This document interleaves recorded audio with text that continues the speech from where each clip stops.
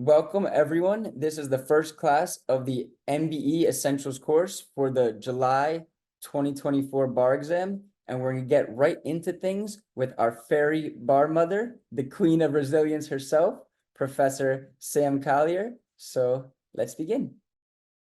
Hi guys, good evening. You always crack me up when you say Professor Sam because it's like so I do it on purpose, kind of, but it's okay, it's okay. So let me share my screen so I can get started. Okay, let's do this. All right, you guys, again, just to introduce myself for the recording, I am Samantha Collier, your fairy bar mother. I took the bar exam 5 times. I took the MBE 5 times. I hated the MBE. I still hate it to this day, but I did things that worked for me so I can pass it. And ultimately, that's all you have to do. Again, in Florida, it's a 136. I know Andrew says he wants us to be in the 150s.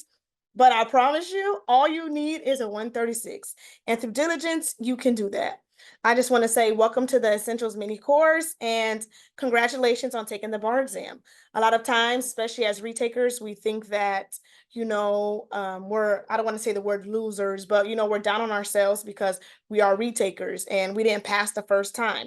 But at the end of the day, you need a JD to take this bar exam.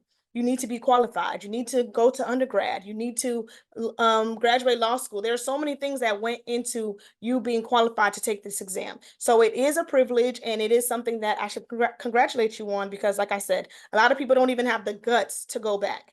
And of course, I want to say thank you for choosing us, Ibis Prep. We have a real big passion for helping students pass the bar exam and helping students pass in life, period. We tutor from K through 12 for the GRE, for the SAT. Like that's what we do. We pour into generations and we love education. So we're so happy to have everybody here with us.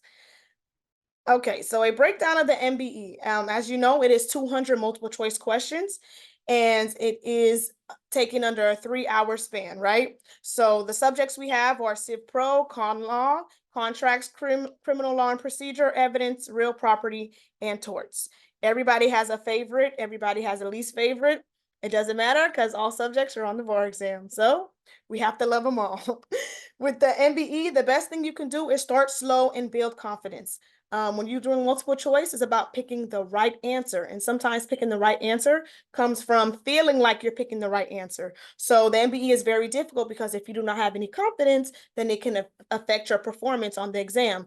The options are very tricky, and sometimes they try to get in your head. And especially since it's a timed exam, it's going to be difficult for you under those time restrictions to actually be confident in what you're picking and being able to move on, especially when there's 100 questions ahead of you. But if you start in practice, starting slow, building confidence, once you get to the exam, it'll be a piece of cake. With the MBE, I was a working mom. I have 5 boys, and my youngest are 4-year-old twins. So I really didn't have time to lollygag and do all these outlines and flashcards. I didn't have time for that. What I stuck to was practice. Practice, practice, practice, and specifically practice tests. I like MBE practice tests versus doing a practice set on Adaptable or UWorld because under practice tests, most of them, of course, have all the subjects listed and a lot of the highly tested issues. And with practice tests and having mixed practice, you can get better at the subject you're not good at and even better on the subject that you are good at. So that's the whole point. With the MBE, it's all about how many points you can get, not necessarily about how many points you left behind. So if you can get more points in torts every time you practice, that's going to help you in the long run because if you do really good on torts, you can lack in other areas, or just in case you do lack in other areas, it will pick you back up. For MBE, there are a lot of little specific pesky rules. And if you see that you're practicing and you're getting the same rules wrong, it's time for you to start outlining, writing down the subjects that you have problems with, notating the sub areas that you have issues with. With crim law, I love the regular crim law as far as, what is a murder? Which type of murder is this? But once it came down to crim con law, it used to take me out every time. It was just so many details to keep up with. I hate Crim Pro on the MBE. So I would outline those subjects a lot and make sure that I had all the little nuances together. Memorizing popular subjects is also a big one. On torts, there's going to be about battery. There's going to be about intentional torts. So you need to know intentional torts like the back of your hand, the definition, because that's what they're testing you a lot on the MBE is the exact definition. And that can help you pick the right answer over the wrong answer if you are memorizing the popular subjects. So MBE is mysterious, but it is very, very, very predictable, okay? Think of MBE as a nagging girlfriend who wants you to know everything about her, but only gives you little hints. Think about this. What does this question want me to know? I always try to read the call of the question first so I know what subject we are on and what the question wants from me. But from the facts and the way that they word things, I always try to figure out, okay, what does this question want me to know? And as you know, there's only one right answer. So we're trying to pick the right answer. But these MBE questions are very repetitive. It's the same clown, different wig. That's what I like to say. Because at the end of the day, it's the same rules. They're just repeating it with different characters, different sceneries, different situations, but you're applying the same law. And if you can see the patterns, then once you see a question, you could identify the issue. It's easy for you to pick the right answer. When I was doing practice, the biggest thing that helped me was really taking my time, especially in the beginning. I always say start early, but we don't always have that option. But starting early is good because then you could take your time with these MBE questions. I did not move on to the next question until I knew why the current question I was doing was correct. A lot of times we'll do a question and we'll be like, all right, and move on to the next one, and then you didn't gain anything from that question. A lot of people say, how many questions should I do for MBE? I'm not saying that there is like you should only do 100 questions, but of course, when you're doing questions, quality is way better than quantity. Take your time with these questions, dissect them, and understand, especially the ones you got incorrect, why you got it incorrect, and what rule or what loophole were you missing. Another thing about MBE is it's a lot about reading comprehension. So that means you have to understand what they're asking you, and you can't miss even a small little key term and a small instance in the fact that can change the course of the rule or how you apply the rule. So you have to be able to read the question fully and understand what's going on. Again, like I said before, mixed practice, practice test, practice test, practice test. Something that I like to do was to do my practice test over. So let's say I was working with, I had like a Studicata book that had 4 practice tests in it. I literally did each of them one by one. And then at the end, I did them all over. And a lot of people were like, oh, how won't you remember the answers? You won't. You won't. You might remember the answers for some of them, but most of the time you'll remember the question, but you won't remember the answer. So when you see the question again, you're going to be like, oh man, I should know this answer this time. And guess what? Sometimes you might not know the answer that time, but then it still helps you and the wheels in your head keeps turning. So every time you do that issue, every time you do that subject, you're going to add on to what you've learned two practice tests ago, but you need to try to make note of your problem area. So if you know that you keep getting motion for summary judgment questions wrong in Civ Pro, you have to write that down. So you know that either you consult with the tutor or even give yourself a little extra time in that area to make sure that you're successful on the bar exam, because those little issues can add up and then you fell in the bar exam by 1 point because you didn't just get more points that you can. You have to make sure that you are hitting all the popular subjects for sure, because they're going to be on the bar exam and everybody's learning it. So if everybody else knows it and you don't, the curve is going to kill you. So you have to stay upbeat with the competition of the bar exam. It is what it is. So again, this part of the segment of this class is about mental health. The bar exam is very strenuous. It is very depressing. I mean, it's not fun at all. Most people are scared to fail the bar exam because they just can't fathom taking the bar exam again and going through this process again. And, it's a really tough exam, so I understand. But for the MBE's sake, the only way to get through it is to do it. And you have to find some kind of for the MBE. You have to get in the mood to study. You got to get in the mood to read well and put your critical thinking skills on. And of course, you're trying to time yourself, especially closer to the bar exam. So, you got to balance your time while you're taking these questions. So it's a lot. So make sure you're getting in a good mood to take the MBE, to be able to fight the MBE, because MBE is very tough. Okay. as retakers, sometimes we think, okay, is this worth it? Like, why am I taking this exam over and over and over again? Like, what's the point? But you have to remember why you started, right? Everybody wanted to be an attorney for some reason. So to motivate yourself, I would encourage you to think about why you want to be an attorney. Think about how good you'll feel once you get to that goal. So then you'll have something to look forward to. Because even if the MBE is whooping your butt today, at least you know it's going towards a greater good. You being an attorney, the dream attorney you always wanted to be.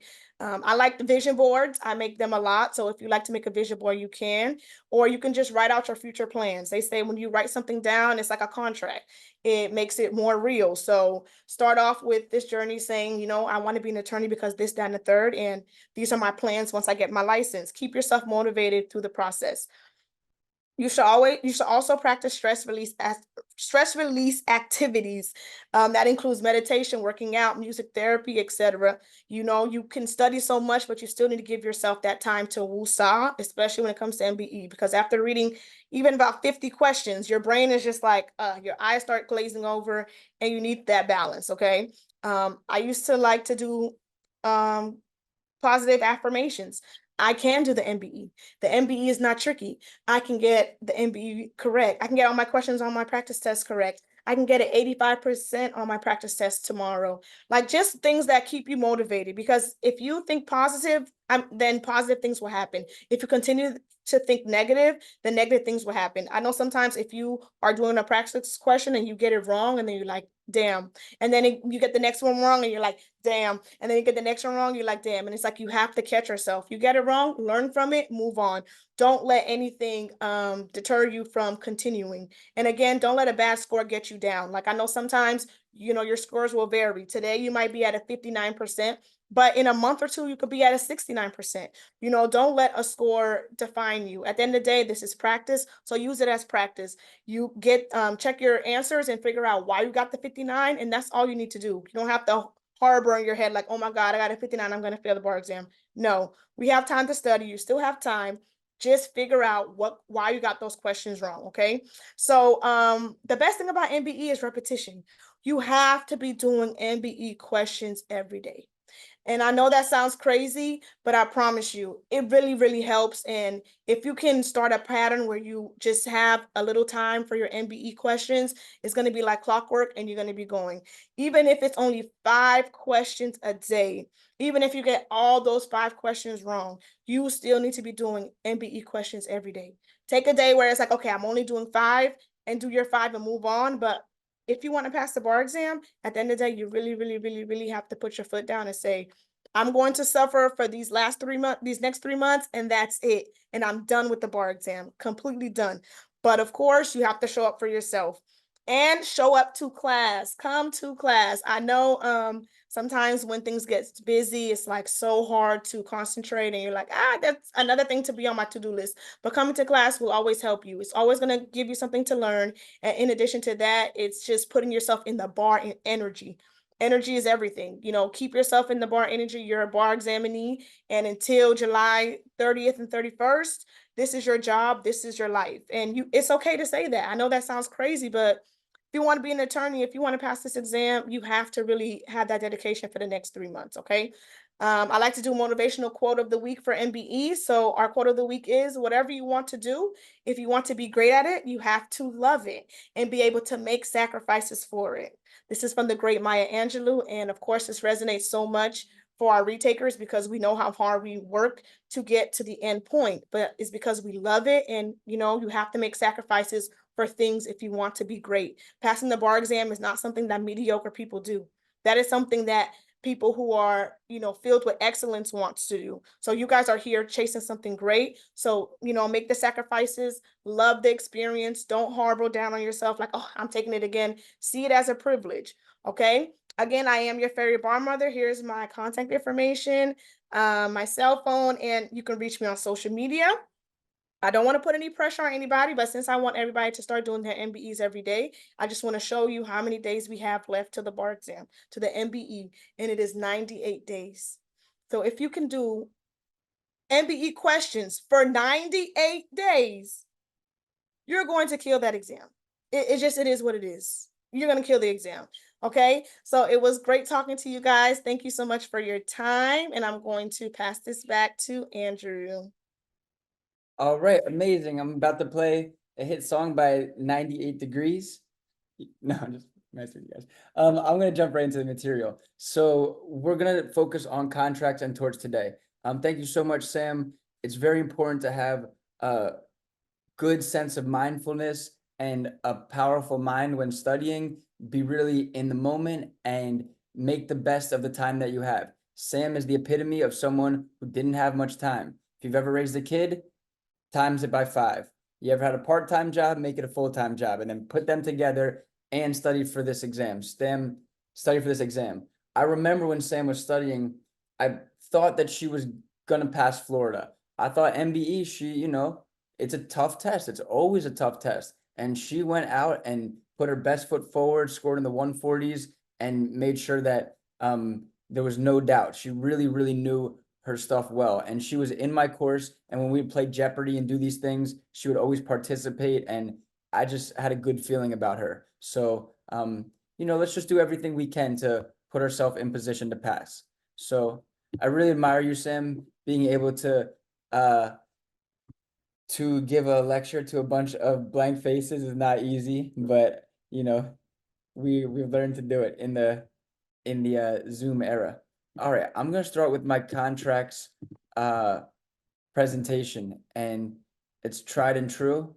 You can see I was actually searching 98 Degrees because it was a joke. I was gonna not really play the music. I can't even think of a song by them, by 98 Degrees. Can anyone out there think of a song by 98 Degrees, the band? Do I remember them? No Oh, one. the 90s, right? The 90s, the 2000s. Yeah, Yes, I and that's remember with Nick Lachey and Nick Lachey, and he was the boxer in a music video. I remember the music video. I just can't remember the song. It was like 98 Degrees, Backstreet, NSYNC. They were competing on TRL for the #1 spot. I remember like it was yesterday. All right, anyway.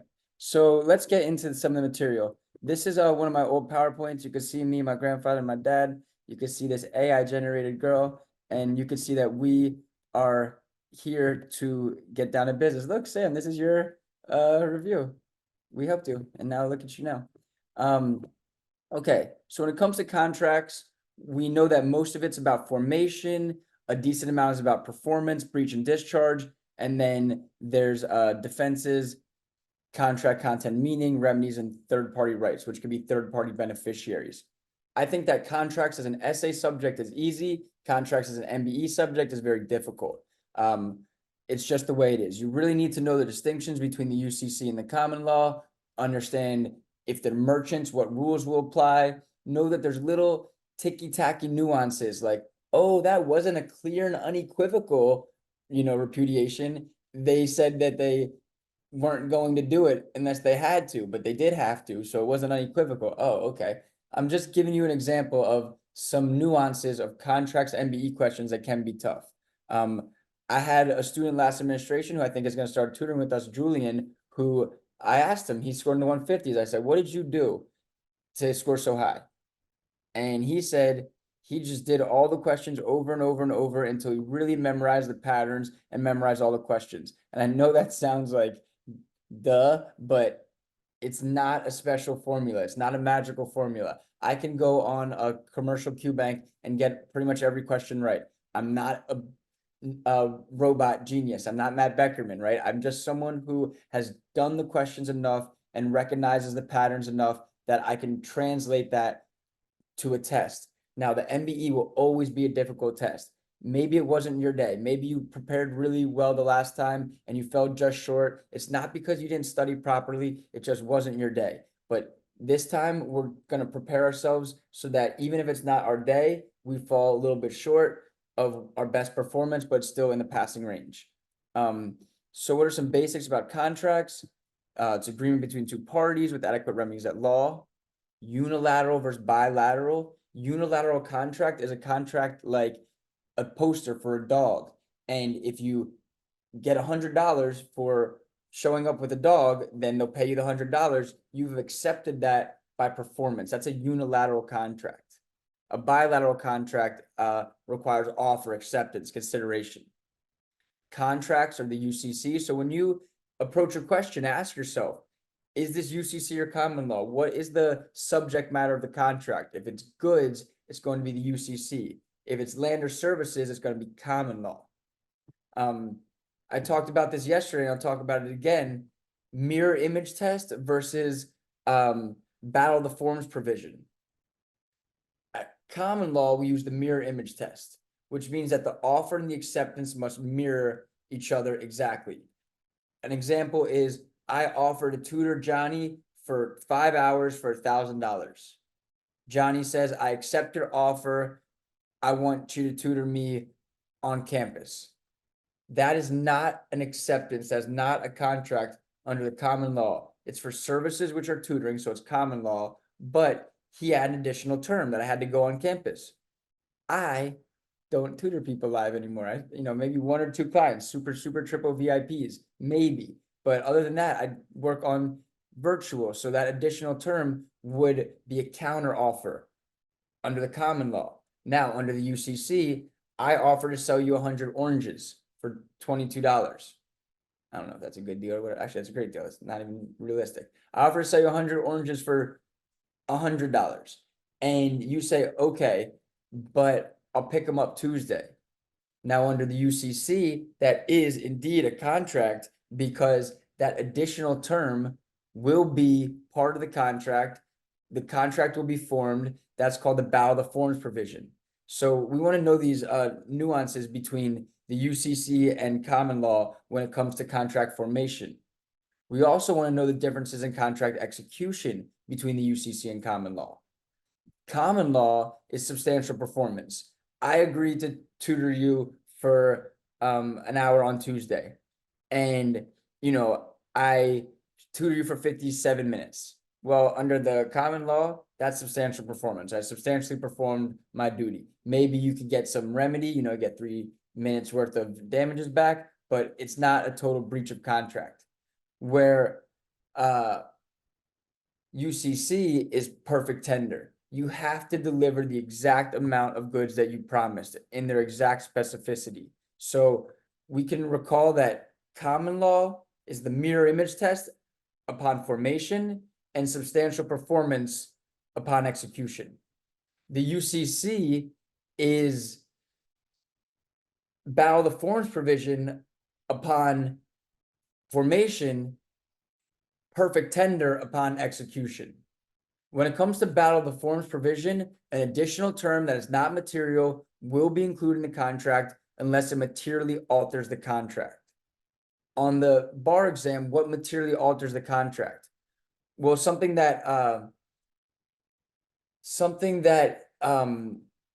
let's say precludes liability for damages, or exculpates damages, or waives damages. That's the word I was looking for. A damage waiver. A damage waiver would be a material term.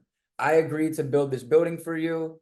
Well, let's say it's goods. I agreed to sell you these oranges, but I am not liable for any damages if there's oranges. That's the acceptance. That would be a material term. And in that instance, we would have a contract, but the material term would be knocked out, and we would look for UCC gap fillers to fill in the term. That's called the knockout provision. If it's a material term, the contract is formed, the additional term is knocked out. Now, on the bar exam, what about a mandatory arbitration clause? We have a contract for 100 oranges, but if there's any issues, there must be arbitration. The correct answer on the test is it's up for the courts to decide whether that's a material or immaterial term. So that's kind of an understanding of how you're going to analyze a question. You'll see, is it UCC? Okay, it is. Did the acceptance carry an additional term? Okay, it did. Now we most likely have a contract. Will the additional term be included? Yes, if it's not material. If it's material, be knocked out. And if it's on the fence, we have to look for that answer that's like, it depends if it's considered material or immaterial. So it's a tough test, but you just want to know how to approach these concepts. So there's special rules that apply to merchants, such as no considerations needed for modification. They love testing modifications on the MBE. A modification At common law, you need additional consideration. So I agree to tutor you on Tuesday, and then you call me up and say, hey, I also want you to bring me your new book that you wrote. And I'm like, sure. Well, there's actually no consideration for that. I already agreed to tutor you for the price, agreeing to bring something else as a modification that would have needed consideration because it was a common law contract. If it was a UCC contract with merchants, hey, I agree to sell you 100 oranges, and then you say, okay, and then you call me a week later and say, can you bring 5 apples too? It's a modification. That will be enforceable under the UCC because there's good faith. So that's a distinction between UCC and common law. Again, this is essentials course. I don't want to get lost in the weeds, but just understand that you should thoroughly understand the differences between UCC and common law and how that's going to impact a particular question. Contract formation, offer, acceptance are pretty standard. Know that it's not an offer if it's just an invitation to deal, you know, a mere inquiry, let's say. Hey, are you interested in selling your home? That's not, you know, an offer. I'm willing to buy your home for $100,000. Just asking, are you interested? It's just a mere inquiry. Usually an advertisement does not constitute an offer unless the advertisement is very particular in how the offer can be accepted. For instance, if it says, come to this location at this time and pay this amount of money and you will receive the item. That might be an offer, but usually an advertisement is not an offer. Consideration is a bargain for exchange of legal detriment. They love to test on the MBE that there's an exception to the rule that you need consideration. That exception is repayment of an existing debt. A common exception to the rule that you need new consideration, so we'll call it the pre-existing duty rule, is the payment of an existing debt. So Tommy owes Johnny $1,000 and it's already a contract. Now Tommy says, hey, I'll pay you $500 of the $1,000 I owe you. Well, there was no consideration for that new agreement to pay $500. Technically, that shouldn't be a contract under the pre-existing duty rule. But it is because agreeing to pay off a debt that's owed is a common exception to the pre-existing duty rule. This next piece is about shipment of non-conforming goods under the UCC. So you're looking for, please send me 100 apples. And Tommy, the merchant, sends 100 apples. That's a prompt shipment. And that's an acceptance. But what if Tommy sends 100 oranges? Does anyone know what would happen there? Let's see if there's some feedback from the room. If we have a situation where prompt shipment order calls for 100 apples and Tommy the merchant sends 100 oranges, is that an acceptance or a counter offer? Does anyone know? It's an acceptance and then a breach simultaneously. That's exactly what it is. It's an acceptance and a simultaneous breach. So let's understand that if you send a prompt shipment that's non-conforming, we'll call that a non-conforming good, it's actually an acceptance and a breach simultaneously. How would it be a counteroffer? Do you know how it would be a counteroffer? It's actually in bold right here. The notice of accommodation. If you send a notice of accommodation, then it's a counteroffer. Here's an example. Prompt shipment order calls for 100 oranges. Tommy the merchant ships 100 apples and says, hey, I didn't have 100 oranges, but I have 100 apples. Will you take this as an accommodation? That would be a counter offer, which is different than just sending the non-conforming goods, which would be an acceptance and a simultaneous breach. And then we talked about a unilateral contract. It can be accepted by performance, and once substantial performance has begun, the offer cannot be rescinded. So the example in the MBE is anyone who waits in line gets a car. Tommy starts waiting in line. Once Tommy starts waiting in line, they can't revoke the offer that when he waits in line, he'll get the reward. Okay, so breach, when determining a breach, it can be either material or minor. To determine if it is material or minor, you look to see if the non-breaching party received the benefit of the bargain. To determine that, you look to see how much benefit has been given, the likelihood the other party will perform, the cost of the other party having to perform. If there's been a material breach of the contract that the non-breaching party does not have to perform the portion of the contract and will recover any damages they incur in order to mitigate or cover for the breaching party's breach. So breach typically is they didn't deliver the goods. They didn't hire Tommy. You know, they gave him a contract and then they didn't hire him. They really love testing that about damages and breach of contract. So Tommy gets a job to be a teacher for $45,000, and then the school tells him 3 days before they're not giving him the job. Breach by the school. Now, what is Tommy's duty? Tommy has a duty to mitigate. He has to go look for another job as a teacher. If he finds another job as a teacher for $45,000, he doesn't have any damages because he was going to get a job for 45 and he got the job for 45. Now, what if there's another job as a secretary that pays $60,000? And he's like, I don't want to be a secretary. Well, he doesn't have to be a secretary. If he chooses not to take that job, his damages are still $45,000. Your duty to mitigate in that circumstance is to find a comparable job, not just any job. If he does take the job as a secretary and gets paid $60,000, he can't collect anything. You can't double collect or be double enriched. So these are some concepts. Again, this is an essentials course. We're moving fast, but I want to get the wheels turning.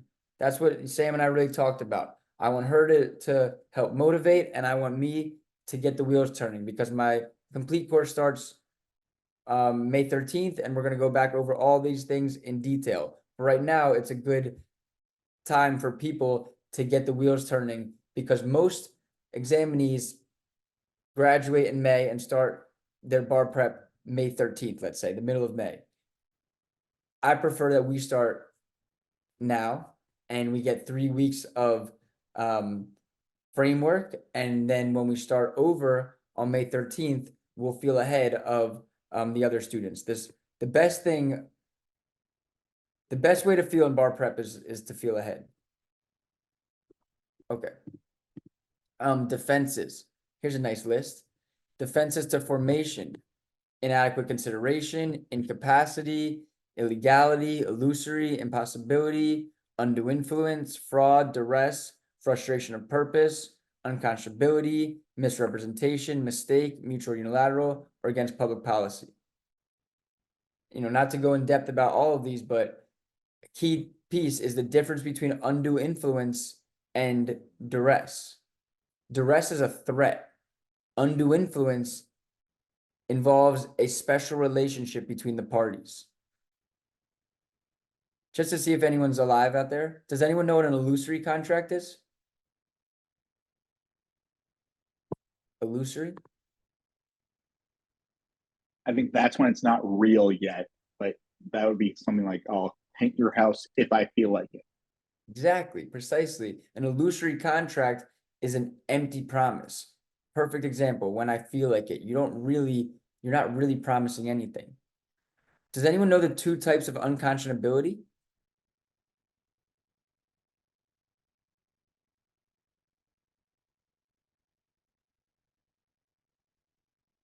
Everyone's watching the Heat Celtics game? I don't blame you. Substantive and procedural. Exactly, substantive and procedural. Substantive means that the actual amount is totally unconscionable. It's like way too much. Procedural is very similar to undue influence, just the way that the contract was formed was unconscionable. Let's see. Nice. Impossibility has to be super impossible, whereas impracticality just means it has to be impracticable. I think this is missing impracticality. Look at this incomplete list. And then statute of frauds. Statute of frauds is not most contracts. Certain contracts need to be in writing and signed by the party to be charged. Look out for this on the test. If there's a contract for goods for $800, it doesn't need to be in writing. But you can overcome statute of frauds with specially manufactured goods, written confirmatory memo, admission in court, partial performance, and promissory estoppel. So we should know the mnemonic, my legs, contracts in contemplation of marriage, contracts that cannot be completed within 1 year, contracts for land, executorships, goods over $500 and suretyship. Those are contracts that must conform with the statute of frauds. But oral contracts that are for specially manufactured goods, or this one's tested a lot, a written confirmatory memo, oral contract between the parties, and then they later, one of them sends an email that confirms the terms. Now, if they agreed, hey, we have a price between $500 and $1,000, cool. And then they send a confirmatory memo for $1,000. The contract is at $1,000. The contract is at the price written in the confirmatory memo, not the, spoken about price on the phone.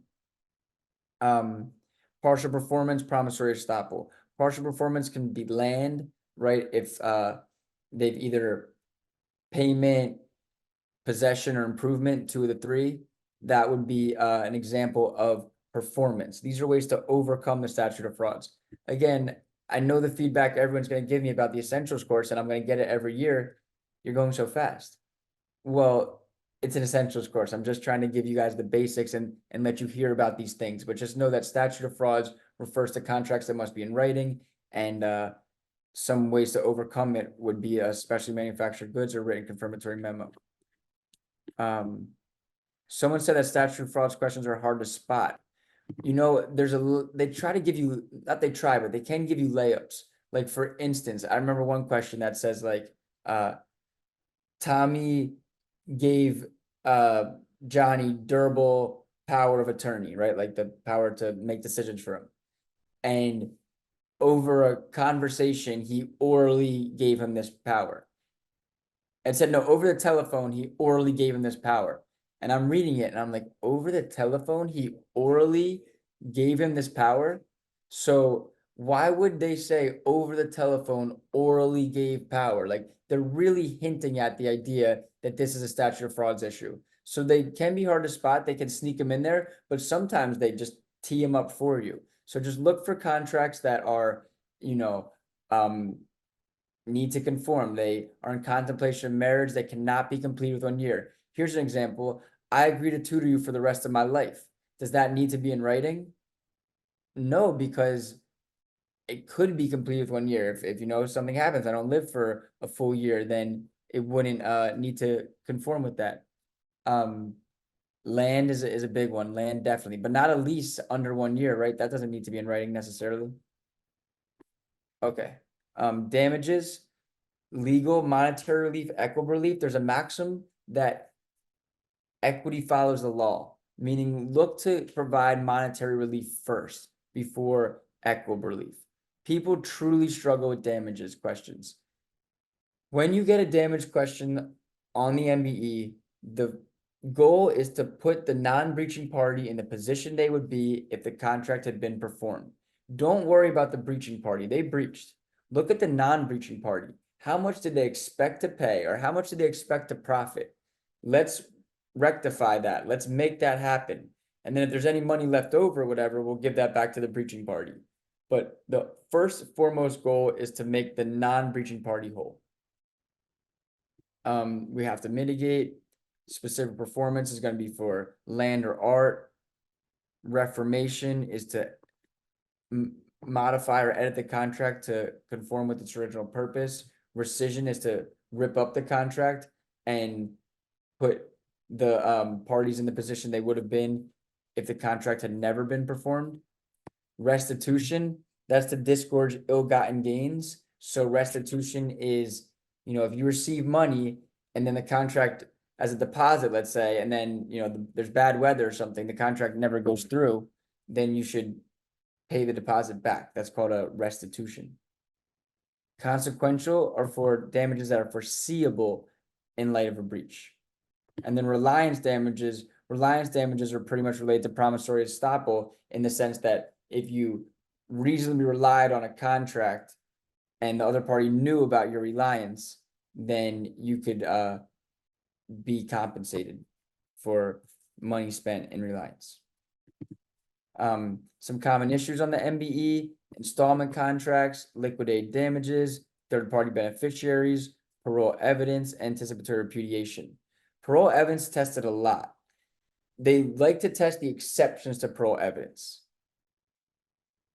which are conditions to the contract, to clarify ambiguous terms, to show a defect in formation, to show an additional term. Installment contracts, just know that there's an opportunity to cure. If there's a breach in one installment, they could rectify it in the subsequent installment. Liquidated damages are damages that are contemplated in advance because they'd be too speculative to calculate in the event of a breach. You'll see them a lot in construction contracts. They need to be reasonable. Look for an unreasonable liquidated damages clause. Third-party beneficiaries is super hard. You got to come to my full course for me to explain TPBs. But what that really means are, what TPBs means, a third-party beneficiary is someone who is contemplated in the contract, if they're intended, someone who's supposed to benefit. Tommy and Johnny agree to pay their dad $50 a month for the rest of his life. They start paying him $50 a month. The father is an intended beneficiary. An incidental beneficiary is someone who just happens to benefit from a contract, like a cleaning contract between a hospital and the cleaning company. The patients of the hospital are just incidental beneficiaries of that contract. They can't sue under that contract. The dad in the intended beneficiary example could likely sue as his rights are vested. Anticipatory repudiation, remember, it has to be clear and unequivocal. It can't be, I think I'm not going to do it, I might not do it. It has to be, I'm definitely not going to honor the contract. Damages, I mean, this is tough how to measure damages. It's just put them in the original position, let's say. TPBs, I just talked about. And then on all these PowerPoints, I have cram guide information. My cram guides are the key to success, right? And you can see we have the February 24 cram guide. We have the July 23 cram guide. I have cram guides for every single subject, outlines, Jeopardy, flashcards, PowerPoints, questionnaires, right? I highly recommend you look at the contracts questionnaires.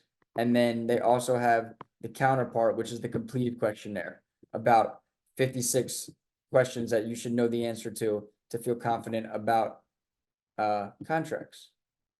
So again, this is an essentials course. I know it's moving fast. I'm hitting with a lot of things. And in the spirit of that, we're going to move right along to torts. So torts is my favorite subject.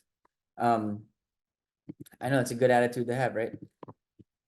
Torts is my favorite subject. I've taken the MBE a few times, and every time I've scored insanely high on torts. I think it's because I'm a pretty reasonable guy, I like to think. I guess, actually, the statistics show. And torts is all about reasonableness. What happened here? Someone was injured, okay. Well, who injured them? This guy, okay. Well, that guy should pay this guy money. It's like as simple as that, right? Like who's wrong, who's right, and let's make the wrong person right.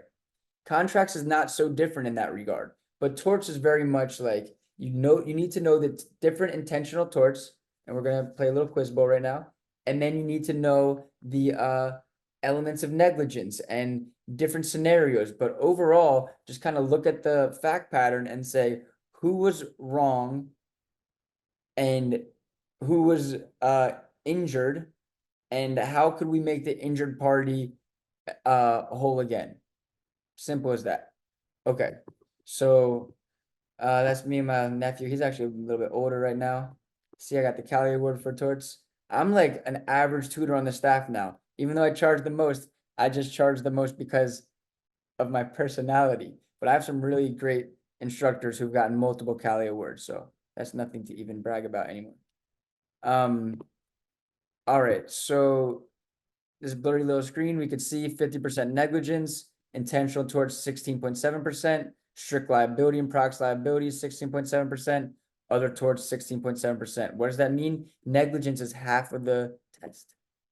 It's a great illustration. Assault and battery. Assault is placing someone in the reasonable apprehension of imminent battery, and battery is that actual offensive touching. Assault is throwing the punch, battery is landing the punch, right? Can you have assault without battery? Sure. How can you have assault without battery? If you throw a punch and you're like Haney against Ryan Garcia and it doesn't land, right? Sorry. That's a assault without battery. If you throw a punch and it doesn't land. How can you have battery without assault? Well, if you sneak up behind someone and you hit them over the head, they didn't see it coming. They were never in apprehension of battery. This is just as civil assault and battery. So assault is placing someone in the reasonable apprehension of battery, and then battery is that actual offensive touching. Everyone can see my screen right now, right? The assault versus battery. All right, cool. Thank you, Angie. All right. So what else do we have in this world? We have assault and battery. These are the elements. Not to go over them too in depth, but just know that there needs to be intent and causation, right? You have to intend. It's not like someone pushed you and then they pushed you and hit you and you fell into someone. You didn't intend to do it. But if you just are like flailing your arms around and you land the punch, even though you didn't have the specific intent, you still had the general intent. Battery is a dignity tort, meaning it doesn't even have to really hurt them. It just has to land. Now, there's one question where it's like, grandma's on the bus and she's sleeping and Tommy's sitting behind her. Is like, hey, grandma, tap, tap, tap. It's your stop. Grandma's like, oh my God, you assaulted me, battery. Not really. That's the normal touchings of everyday life, right? There's some things that you consent to just by being a human. But, there's a fine line there. So we have assault and battery. We have false imprisonment. Big thing to know about false imprisonment is a shopkeeper's privilege. You can reasonably detain someone to see if they stole it or not. Has anyone here ever been arrested for shoplifting? No, I'm just kidding. Right? What if you raise your hand at me? I bet someone would say that. But yeah, shopkeeper's privilege is if you are someone's shoplifting and they're, it's reasonable to think they were shoplifting, the security guard's allowed to check them out for a little bit. But once he finds out that they haven't shoplifted, he has to let them go. IIED, the key piece of IID is outrageous, right? The plaintiff is acting abominably, like the snowman, or outrageously with the intention of causing the defendant to suffer severe emotional distress. An example is like painting racial epithets on your neighbor's house. Very messed up, right? Trespass to land. So we have trespass to land, trespass to shadows, and conversion. Trespass to land is, intruding upon someone else's property, either personally or via object.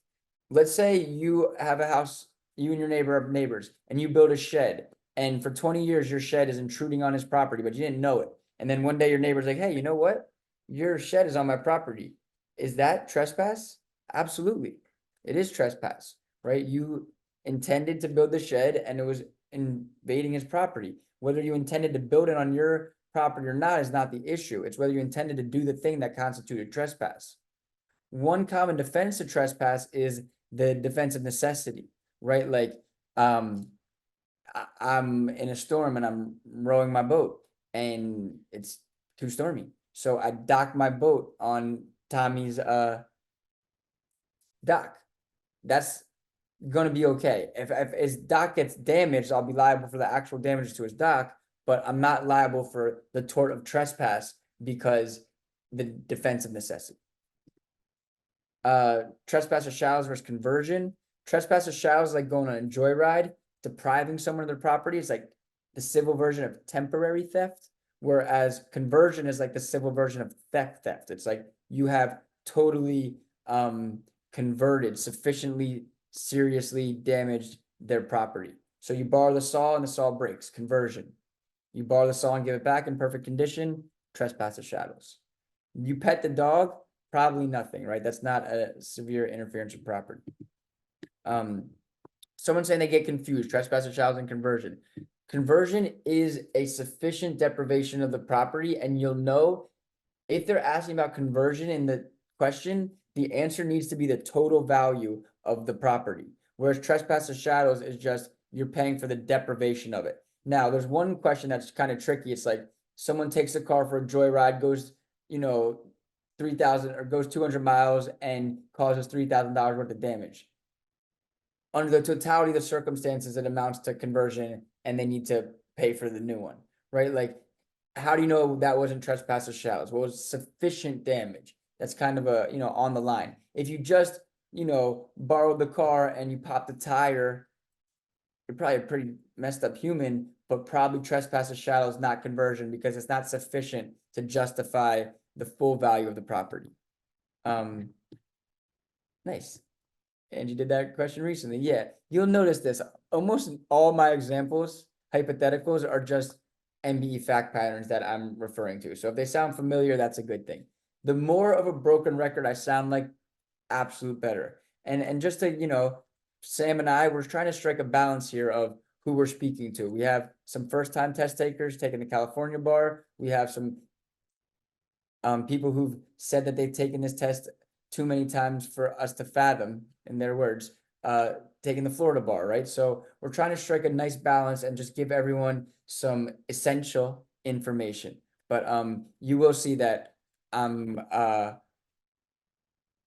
relying a lot on actual fact patterns from disclosed MBE questions. And Angie, I love that you're paying attention. That's good. All right, trespass to land, trespass to shadows, conversion. What else we got? Nuisance. Biscuit, this is your moment. Rosie, usually my dogs like to bark right on cue. That's an annoying interference, right? Noxious gases, kids partying all night. Look for the answer on the test where they're unreasonably sensitive. Hey, what's up, Rosie? You heard your name. They're unreasonably sensitive. Like during the daytime, when I was a kid, when I was real little, when I was living in Miami, we used to come home from school and run and jump in the pool. That was like our thing, me and my brothers. And we used to be loud as shit, probably. My neighbors probably didn't like that, but it wouldn't be a nuisance because it was the afternoon. If me and my brothers used to jump in the pool at 2 a.m. and splash around, that would be a nuisance, right? But if someone's like nocturnal and they're like, oh, I'm trying to sleep during the day, well, they're unusually sensitive and they're not going to have a proper claim. So definitely look for that answer choice. Defense is intentional torts, consent, self-defense, defense of another person, necessity. Like we talked about the necessity for the boating example. Defense of another person, typically you can stand in the shoes of the person and defend them as they would be able to defend themselves. Negligence, duty breach, causation, damages. The MBE assumes joint and several liability for negligence, which means one defendant can be held responsible for the damage attributed to all the defendants. And the MBE assumes pure comparative negligence, which means even a plaintiff 99% at fault can recover 1%. What other forms of contribution are there? There's modified comparative negligence, which means if a defendant is over 50% at fault, they cannot recover. And then there's contributory negligence, which means that if a defendant is at fault at all, they cannot recover. That's common law. And at common law, even if you are assumption of the risk, I'm sorry, not even. At common law, assumption of the risk is a complete bar to negligence. So if you assume the risk at all that the stairwell was dark and you walk down it, even if it was faulty, you will be barred from recovery at common law.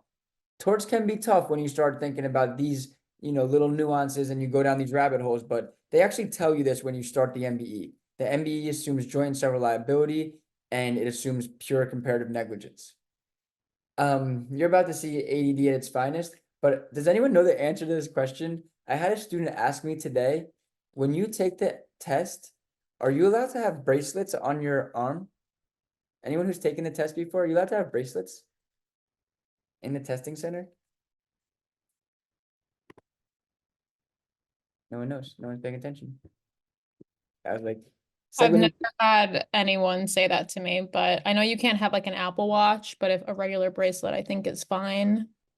The reason was because the student has one of those bracelets that's like screwed in or whatever, it's like permanent love. And I don't know. I was just thinking about that. But anyway, it just shows that our minds can be everywhere and I'm thinking about students all the time.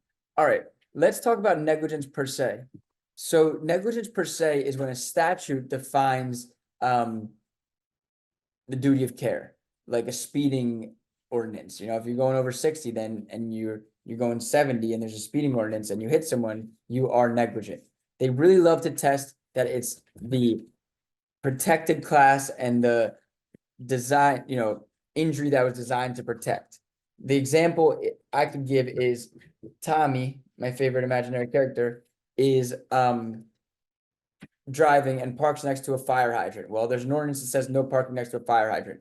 Johnny swerves out of the way and sideswipes Tommy. Can Johnny sue Tommy under the negligence per se argument because he was parked next to the fire hydrant? The answer is no, because the ordinance is not designed to protect other drivers. The ordinance is designed to protect people from fires. It's designed to make sure that the firefighters can get to the fire hydrant. And a student just messaged me, thank you for asking. So I still feel like the answer is inconclusive about bringing the bracelets, but to be determined. Nice. My friend just bought me this. I don't know if anyone likes this. I don't know if I do either. All right, defamation. Defamation is important. Key takeaway I'll give everyone for defamation is public plaintiff, you need to prove actual malice. They knew the statement was false. Private plaintiff, you just need to prove actual negligence. Truth is a complete defense to defamation, and then think of slander or libel per se. Crimes of moral turpitude, loss of disease, unchastity about a person's business. That's when you don't even need to prove damages, they're assumed. You know, if you say Ibis prep sucks, well, that's defamation per se, because it's about a prestigious business. Products liability, be careful. It's when a producer, manufacturer, retailer, supplier, or distributor places a defective product in the stream of commerce, and anyone downstream can be liable. So whoever places the defective product can be liable, and then anyone downstream, not anyone upstream. So a component manufacturer that produces a non-defective part would not be liable. Let's say I produce a wheel, and it's a nice wheel, and then I give it to Tommy, and he assembles it wrong in the car. Well, now I'm not liable. My wheel was not defective, but Tommy just produced a defective car. He's liable. Then Tommy, you know, sells the car to Susie, who sells it to Melissa, and now Melissa sells it to a person, and then the person gets in an accident. Well, Susie and Melissa are still liable too. Even though they didn't produce the defective product, they're downstream, and anyone downstream may be held liable. The theories would be manufacturing defect, design defect, express warranties, failure to warn, or inadequate warning, implied warranty of merchantability, or implied warranty of fitness for a particular purpose. Some things you don't need to warn. Falling off a ladder, it's open and obvious. You have no duty to warn the risk of falling off a ladder. And then just like my last PowerPoint, I have some details. You know, these are straight from the cram guide. And like I'll tell everyone that the cram guides are really, you know, the best resources. The cram guides are, you know, for example, if you look at the February cram guide, we just did this in February, and we're going to do it again for July.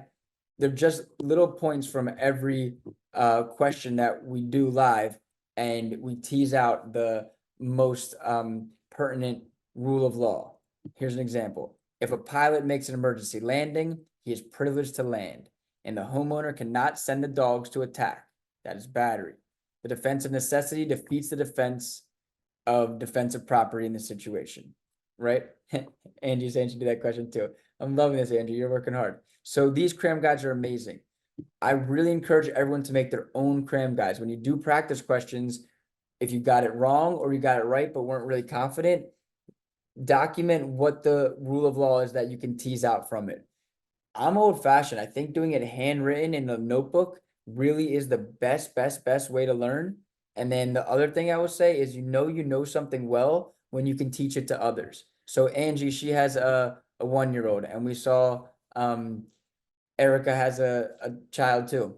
teach it to your kids, you know?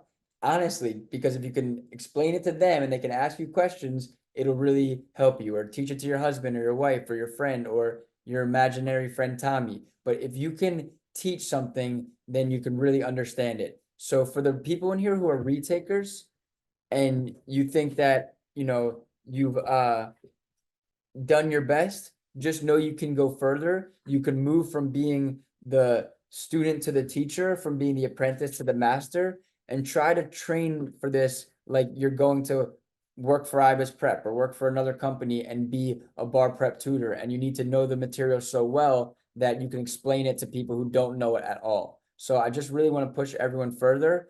You should all have access to the Google Classroom. Within the Google Classroom is our Thinkific platform, which has all of our questions, and we'll be assigning questions that have contents questions and actual model quizzes. And then I have tons of other resources in there as well. Thank you all so much for joining us tonight.